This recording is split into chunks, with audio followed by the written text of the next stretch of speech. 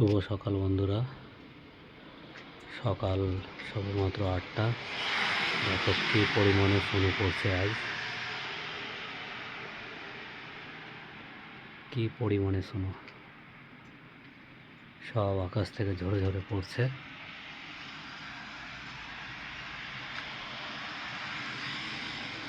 দেখো সব ঝরে ঝরে পড়ছে, সব স্নো।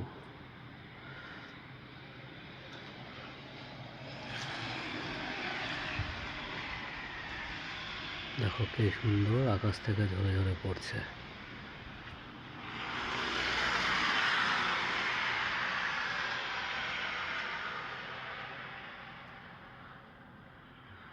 বড় বড় সাইজের স্নো সব ঝরে ঝরে পড়ছে। দেখো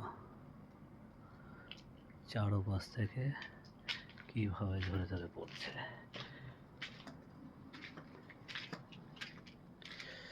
আজ সকাল সকাল শুরু হয়ে গেছে স্নো পড়া।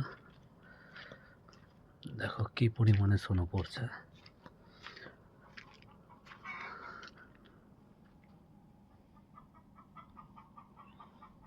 দেখো কি পরিমাণে স্নো পড়ছে। স্নো পড়ে পুরো সাদা হয়ে গেছে। আর এখানকার ঘরগুলো সব দোচালা হয়, কারণ স্নো পড়লে যাতে স্নোগুলো জমে না থাকে তার জন্য, যাতে নিচে পড়ে যেতে পারে জল হয়ে, তার জন্য প্রতিটা বাড়ি দেখো দোচাল। দেখে মনে হচ্ছে যেন টালির ঘর, কিন্তু টালির ঘর না, সবগুলোই পাকা ঘর। উপরের চালগুলো সব দোচালা করা, যাতে বেশি বরফ জমা হলে বরফগুলো যাতে পড়ে যায়। চারপাশ পুরো সাদা হয়ে গেছে, আরও সাদা হয়ে যাবে। মোটামুটি 1 হাত মতনও উঁচু হয়ে যায় মাঝে মাঝে। দেখো কি পরিমাণে স্নো পড়ছে।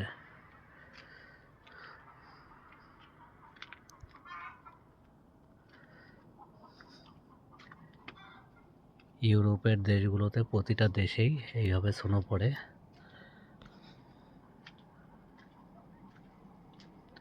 দেখো কি পরিমাণে স্নো পড়ছে। দেখো রাস্তা ঠাস্তা সমস্ত কিছু সাদা হয়ে গেছে। আর এখানকার বাড়িগুলো দেখলে মনে হবে যেন টালির ঘর, মনে হবে যেন এরা খুবই গরিব, কিন্তু আসলে তা না। সমস্ত ঘরগুলোই এই স্নোর জন্য এরকম দোচাল হয়ে থাকে।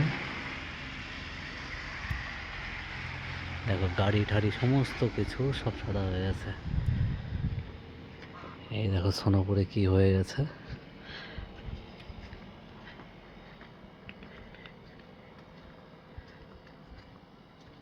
দেখো চারপাশ পুরো সাদা সাদা সাদা, পুরো সাদা। গাড়িগুলো দেখো কি পরিমাণে সাদা হয়ে গেছে।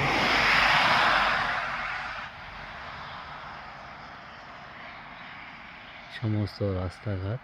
আর এটা হচ্ছে আমাদের থাকার রুম। দেখো কি পরিমাণে স্নো পড়ে হয়ে গেছে।